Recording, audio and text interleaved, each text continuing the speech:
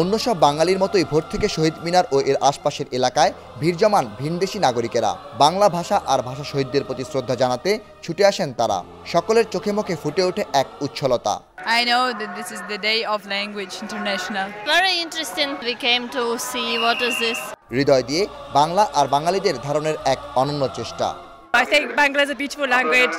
You've got amazing poets, Bengali poets like Javananda Das. Yeah, I think Bangla is a beautiful language. It should be celebrated. ভাষার জন্য জীবনদান বিশ্ব ইতিহাসে এক বিরল ও অনন্য ঘটনা বলেও মন্তব্য বিদেশি নাগরিকদের। Ukraine have the same situation with our language. Every nation to have his own language. It's must be.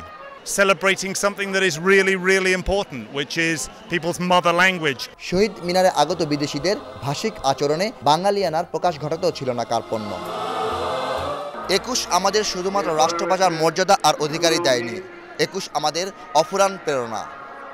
২১-এর পথ ধরেই ৬৬-র ৬ দফা, ৬৯-এর গণ অভ্যুত্থান, ৭০-এর নির্বাচনে পথ পেরিয়ে ৭১-এর মহান মুক্তিযুদ্ধ ও স্বাধীনতা আর সকল আন্দোলন ও সংগ্রামে প্রেরণা জুগিয়েছে ৫২-র ভাষা আন্দোলন। কেন্দ্রীয় শহীদ মিনার থেকে শফিউল্লাহ সুমন, বাংলাদেশ টেলিভিশন।